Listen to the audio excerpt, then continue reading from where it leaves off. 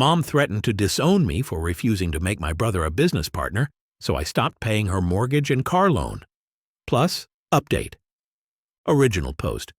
Have you ever heard what they say, don't mix business and family? Well, I don't know who they are, but they must have been burned a few times too many, just like me, because they're dang right. I, 43, male, built a business for myself from the ground up. It wasn't easy because I came from a tough background. My mom, 58, female, had me when she was just a teenager, and my dad split when he heard I was on the way. Her parents were ashamed to have a pregnant teenage daughter and turned her out, so she had to fend for herself. For the first 17 years of my life, we were dirt poor. No, we weren't just poor. We were in poverty. Everything changed when I started working. It wasn't immediate. At first, I took any job I could just to get food in our bellies or keep a roof over our heads. Back then, I could work as many as 3 or 4 jobs at a time. I still had the endless energy of youth, and the fear of going hungry was a great motivator. It was at one of these jobs that I met Arnold, a man who inspired me with his business acumen. I looked up to him because he had come from the dirt like me, and now he was more successful than I could ever imagine. He took a liking to me because I was a clever kid with a lot of ambition, so he became my mentor. He watched my progress closely and gave me advice and opportunities to observe how he did business. When I was about 20 years old, I felt I'd learned enough and presented him with a business idea. Arnold believed in me and my idea, and he invested in my business. With his advice and backing, I was slowly able to grow that one business into the chain of businesses I own today. Arnold isn't around anymore, but I thank him every day for the way he changed my life. That brings us to my brother Nick, 40, male. He's my half-brother with yet another unknown father, but I always just call him my brother. Nick is not the ambitious type. He seemed to accept our lot in life and spent his teenage and young adult years getting into trouble with his peers. Back when I was starting to work with Arnold, I tried to introduce them. I hoped Nick would be able to learn from him and make positive changes in his life like I had. Nick didn't take it seriously, which disappointed me. He said Arnold was full of himself, and Arnold hadn't been too impressed with Nick either. That didn't stop me from trying to get my brother to take his future more seriously. I tried to get my brother in on my business while it was still growing. Arnold disapproved and threatened to pull his investment, but I insisted he was my brother, and I wanted both of us to rise out of our poor background together. Arnold understood and relented, though he still thought it was a bad idea. Nick put in the work for exactly 1 day and then disappeared when he found out he wouldn't be earning a paycheck. I told him that he would be earning from our profits, but he said he preferred the certainty of a paycheck. He went back to his job at a local factory after that, and no amount of pleading would persuade him. Why am I digging up all these stories from almost 30 years ago? Because it's all the background for what happened a few days ago. My mom asked me to come over and told me that Nicky, as she calls him, wasn't doing well. He was struggling financially and had to move in with her recently. I wasn't surprised. Nick was usually going through tough times, and he'd always bounce back to Mom during those times. I was expecting her to ask me for some money to help, as usual, but what she said next shocked me. She told me about Nick's difficulty holding down a stable job, which I already knew all too well. Then she asked me to make him a partner in my business. I didn't believe I heard her right at first. She said that the jobs I'd given him in the past were too low for him, and that's why he'd never stuck around. According to her, it was embarrassing for the founder's brother to work as a lowly manager. God knows I've tried countless times to help Nick. I've offered him jobs at my companies and even offered to train him for a managerial position with the promise that he could move higher as he gained experience. Each time he would show up for a couple of days and then disappear without a word. Eventually, I simply stopped trying. You can't save someone who doesn't want to be saved. I explained that I couldn't just give Nick a high position like that. He lacked work ethic and wasn't qualified. I was prepared to start him off low and promote him as he gained experience and proved himself, but making him a partner was out of the question. I'd spent more than 20 years building this company up from nothing. There was no way I was just going to hand over part ownership of my business to him. "But he's your brother," my mom said, as if that meant he was entitled to decades of my hard work.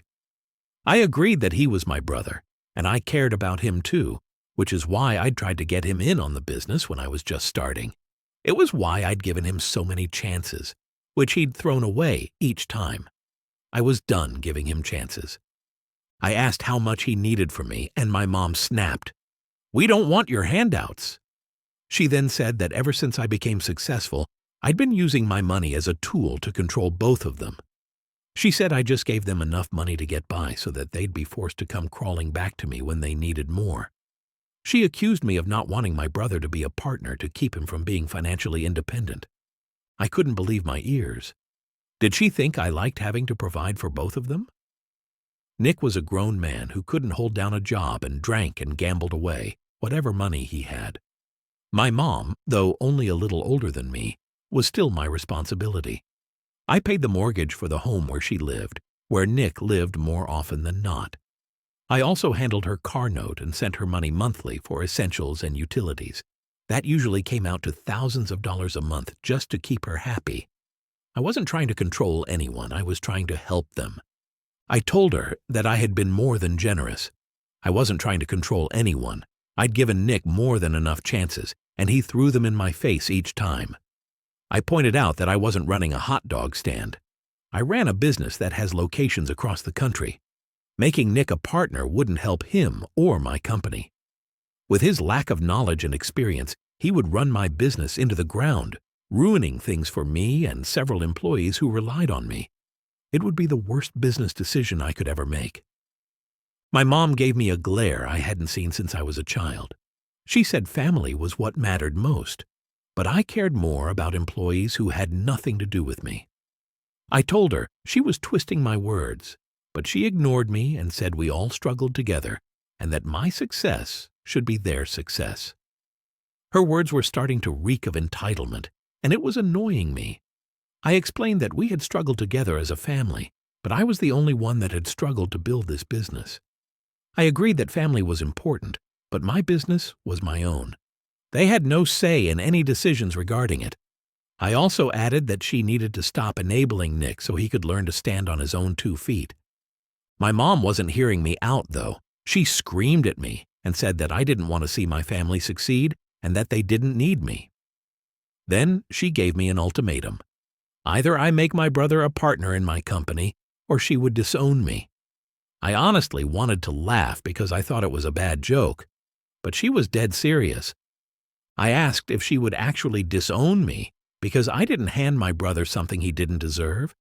She said she would, and that I didn't deserve to be part of this family if I didn't commit to our collective success. Now I let my frustration show. I told my mom that she didn't care about Nick's success. She just felt entitled to everything I had built. I said that if she thought disowning me was the best course of action, then I wouldn't argue with her. She shouted that she never wanted to see me again, and I stormed out of her house. It's been a few days now, and I can't get that fight out of my head. I keep replaying the conversation, trying to make sense of it. The entitlement and ingratitude just set me off. Did I really not do enough for my brother? I worked my butt off to get where I was, to pull our entire family out of the mud, and instead of being proud of me, they're trying to leech off my success. It's too much for me to think about right now, so that's why I decided to write everything out. I hoped putting the whole mess into words would give me some perspective, but I'm still just as confused and hurt as before. Now for the update. I didn't jump to any rash decisions about how I would move forward with the situation with my mom and my brother. It's always been a principle of mine, both in business and in my personal life, not to make important decisions when I'm emotional. It's always worked out for me so far, and I was sure it wouldn't fail me here. I think a week passed before I realized that I couldn't emotionally detach myself from the decision completely. It had to do with my family, and you can never completely separate emotions from family. So, I did something I rarely do. I asked for advice from a trusted friend. He was a fellow business owner, and he'd also gone through some complicated family stuff a few years back. I figured that he would be able to give me an unbiased opinion. We met up to have some drinks one evening, and I told him everything. He knew about my family background and Nick's struggles, so I just told him about the conversation with my mom and the ultimatum she had given me. He said pretty much the same thing as the comments in my original post. My mom was pushing way past her boundaries, and Nick was looking to me as a safety net. He said he knew it would be painful, but I should enforce boundaries. If that meant I should refuse to give in to my mom's ultimatum, then so be it. That was tough to hear. I did love my mother and my brother, but he was right. I wasn't going to be used. If my mom wanted to disown me because I wouldn't bend over to unreasonable demands, then I was no longer her son. My mom called me a few days after that and asked me if I'd come to a decision. I simply replied that she had made the decision herself, and I was going to respect it. She started to shout at me again and call me names. I got called ingrate and worthless before I hung up and blocked her number. I was going to cut ties with my family, but not before showing them what it really meant to kick me out of the family. I made some calls to stop the automatic payments on my mom's mortgage and car note. I didn't bother to notify her. She found out soon enough when they started blowing up her phone and mail with late notices. It took about a month before my mom found out what was up. I had already blocked her number so she couldn't call me. Instead, I got home one day to find her sitting on my front doorstep. I braced myself for another barrage of shouting and insults as I approached, but it didn't come. She simply said, "Hi," like the last fight hadn't happened, and then she asked me how I had been. I just crossed my arms, looked at her, and said, "What are you doing here?" She frowned and asked me what I meant by that. I told her that I wasn't expecting to see her anywhere around my house since she didn't want anything to do with me anymore. She surprised me by laughing and putting her hand on my shoulder. "That didn't mean anything, you know. People say things they don't mean when they're emotional." I said I didn't know that. I was raised to say what I mean at all times, even when I'm angry. She didn't like me using her own words against her. She told me to stop being petty and said that I needed to be mature. I could see another fight was brewing, and I didn't want to deal with that at the end of a hard day. So I walked past her and unlocked my door. She tried to follow me in, but I just shut the door in front of her and locked it behind me. She tried the door, and when she noticed it was locked, she started shaking the door violently. I shouted at her not to break the door, but she didn't listen. She just kept shouting at me to open the door immediately. I sat on the floor in the hallway listening to my mother have a minor breakdown. It wasn't pleasant to hear, but part of me was glad to think that she might be learning her lesson. I'm not just a meal ticket that can be treated however you like. I think she realized that I was not going to respond to threats and shouting because she eventually stopped shaking the door and lowered her voice. She finally came out with it and asked what was going to happen to her mortgage and car note. I considered not answering and pretending that I had gone deeper inside the house, but I decided against it. She was already here, so there was no point shelving this conversation for another day. I told her that her son was paying for those, and I was no longer her son. She had another one who could pick up from where I'd left off. She was silent for so long that I thought she'd left. When I looked at the peephole, she was still there, though. Eventually, she said that Nick wasn't capable of paying for either of them. I told her that it wasn't my problem. I got a headache around this time, so I just went up to my room to take an aspirin and hoped she would be gone by the time I was back. Fortunately, she was nowhere to be found when I returned later. I had some peace for a few days after that. I thought my mom had finally gotten the hint until she showed up with my brother this time. They caught up with me in the parking lot of my office building. Nick looked about the same as last time I saw him, poorly groomed and like he needed a few good meals. Life hadn't been good to him. I felt bad for him for a moment, but I remembered how many times I'd tried to help him get his life on track through jobs and cash, and how he'd squandered them each time. I couldn't think of a meaningful way to help him. I could give him $1 million today, and it would be gone in 2 months. How do you help someone like that? Nick got in my face immediately and accused me of abandoning our mom. It was a few minutes after noon, and I could smell the alcohol on his breath already. I told him she had disowned me, and I said he should get out of my way. He grabbed my shirt and tried to shake me, but he didn't have much luck. We're about the same height, but I take good care of my body. I hit the gym at least 3 times a week and play squash on weekends. He, on the other hand, is thin and was already a few drinks deep. He couldn't move me, and I don't know why he thought sucker punching me would be a good idea. As is the goal with a sucker punch, he caught me by surprise. I stumbled back a bit while he laughed. I hit him back and put him on his butt. My mom screamed and put herself between us, but I noticed she was holding her arms out to protect Nick. Maybe because she knew he was the one in more danger if we got in a fight, or because she had picked his side. I just wiped the blood from my lip and tried to straighten my shirt. I never want to see the two of you here again unless you're coming with an apology. You've made your decision, and now you have to live with it. I'm not going to be held responsible for either of your bad decisions anymore. My mom started crying and begging me, but I was done. They were both adults, and I'd done my dues for them over and over again. I'd actively tried to improve my brother's life and had paid thousands of dollars a month for my mom to have a comfortable life. And they repaid me by excluding me, then ambushing and assaulting me. I told them I was through with them and that I would call the police if I ever saw one of them on my property again, either home or business. My mom stood there crying, but the mention of police scared Nick, and he started trying to drag my mom away. It's been a few weeks since then, and I haven't heard from my mom. I received a few notifications about the canceled payments and a threat of foreclosure. I'm expecting a similar threat for repossession of the car any day now. Nick came around to my house one day, holding up both his hands as a sign of peace. I decided not to call the police yet and just hear him out. He looked better than the last time I had seen him. He was sober, and it seemed like he was making more of an effort to take care of himself, though he looked tired and unhappy. He didn't beg for forgiveness or anything. He just said he was scared of our mom ending up homeless when the house was foreclosed. I told him that I wasn't going back on my position. To my surprise, he said he understood and just asked for help getting her to a place to live when she was kicked out. I told him that I'd cover 6 months of rent for a small apartment for her, but after that, they were on their own. Part of me felt weak for offering even that much to help them, but I told myself that this was the last bit of help they'd be receiving from me, and that it was being offered entirely on my terms. Maybe one day I'll get back in touch with my family if they manage to stand on their feet and learn to respect boundaries.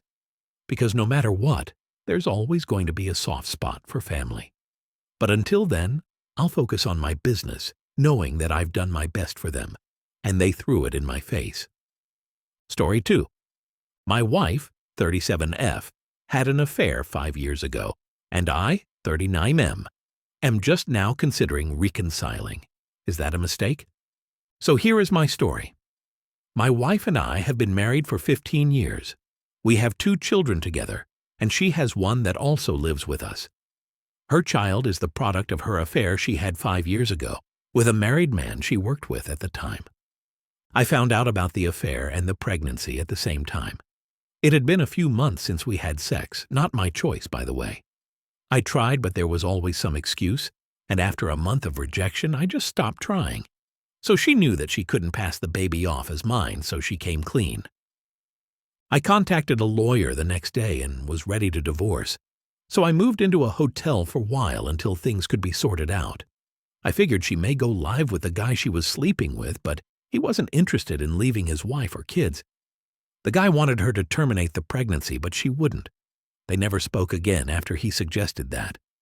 So I couldn't stay at a hotel forever, and my wife got fired because of the affair, so she was unemployed. I couldn't really afford 2 homes, not without severely affecting my kids' quality of life. So I went back home, and my wife and I agreed to just live as roommates and be civil around the kids. I figured within a few months we would be in a financial condition to separate properly. But it never happened. First I stayed to help her through the pregnancy, then with the newborn, and before I knew it, 2 years had passed. My relationship with my wife improved during that time.